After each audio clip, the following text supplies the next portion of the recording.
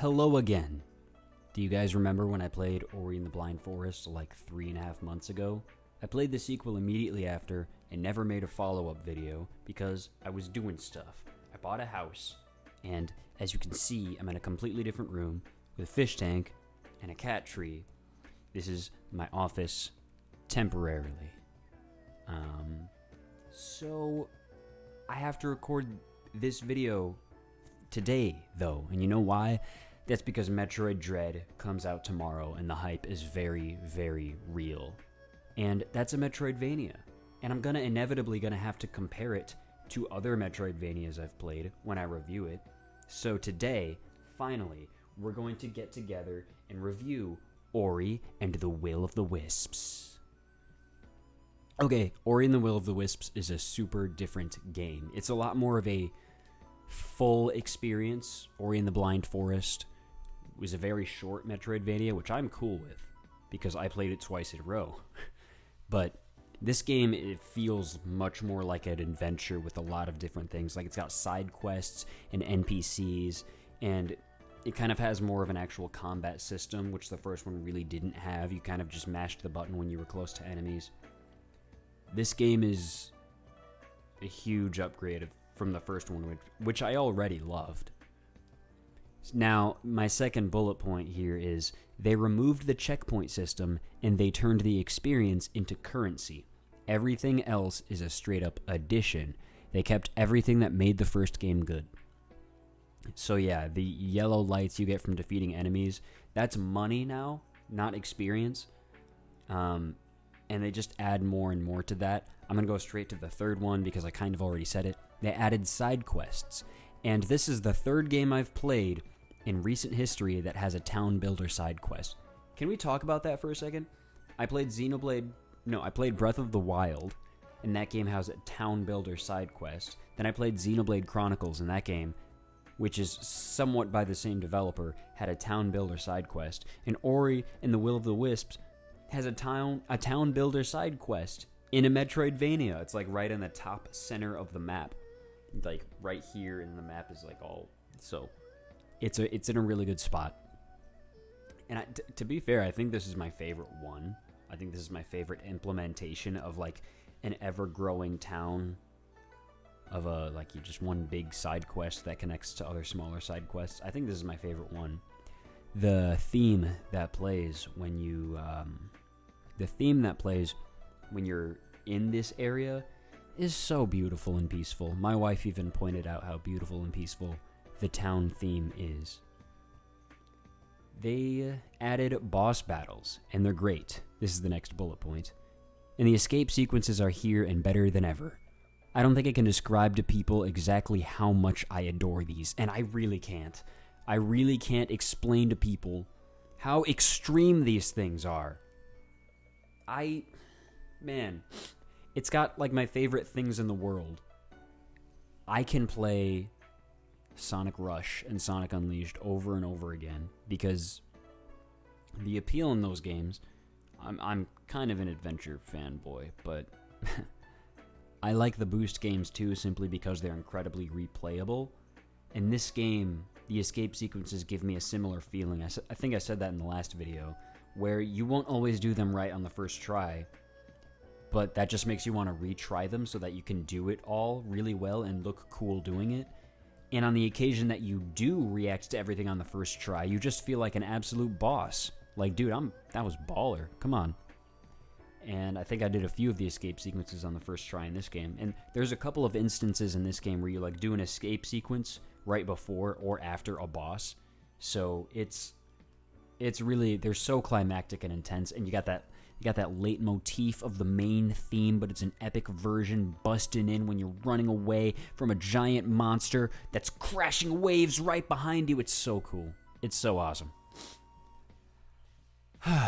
And my next bullet point is the music goes hard. Same composer as the last game, but somehow I like more songs in this one. Yeah, the quality of the music is about the same, but I like in the last game there were like a few bangers and that was about it. In this game, like, I feel like the whole soundtrack, like, he upped his game. Like, I love the desert songs They're really good. I love all the escape sequence songs. I like the boss themes. I like the town theme. There's like 2 areas that just have really good music too. Like I think this soundtrack is just incredible. Live orchestra. Challenge shrines are... This is the next bullet point. Challenge shrines are good, but I almost... Wait. But I... With? Here's the next bullet point. Challenge shrines are good, but I almost wish that there were more, because I wanted more excuses to take advantage of the combat. So, there's... there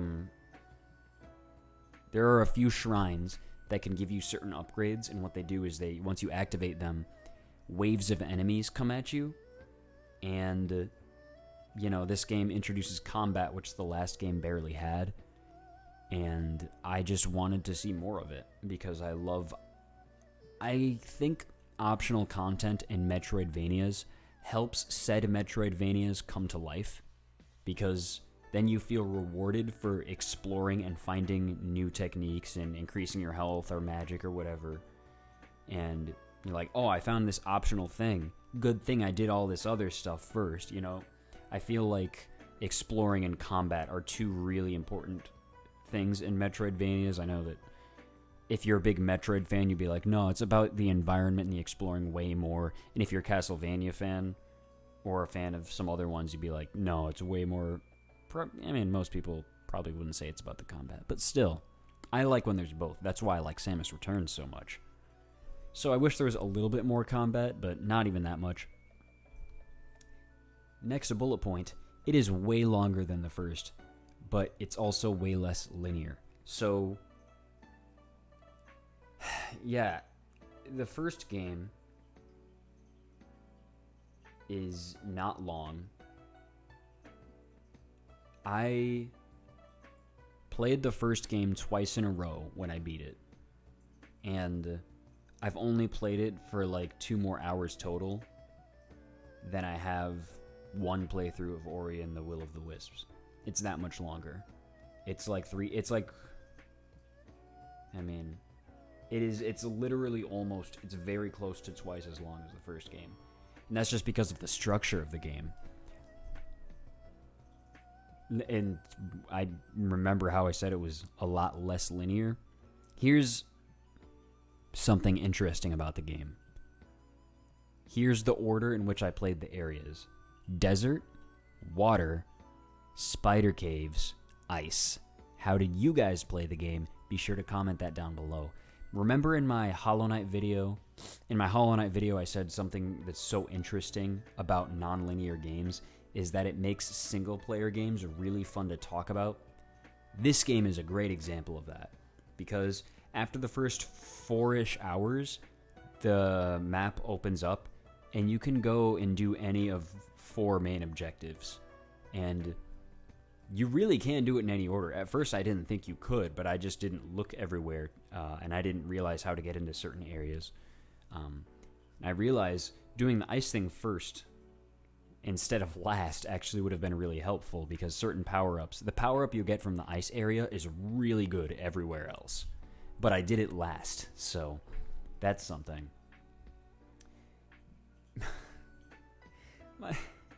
My next bullet point is, this game should really be called Ori and the Will of the Fields. Oh, man. Dude, the ending of this game, dude. Oh, man. The Ori and the Blind Forest, the beginning of the game, punched you in the gut with the amount of feels that it gives you. This game, the beginning of the game is pretty cool, and then the end of the game, like, I think there's a meme of Kermit the Frog just like looking out at the ocean. That's how I felt. When the credits started rolling in this game, I just like sat there, and my wife is like, "Are you okay?" And I was like, I guess I'm not over it. I'm not gonna say what happens, but man, what an ending! Legit top 5 video game endings. I've played a lot of video games, by the way. And finally, my last bullet point for today. The Hollow Knight comparisons I forgot to make in the last video. This game saw that game and said, let's do that without losing itself. And honestly, it's probably better for it.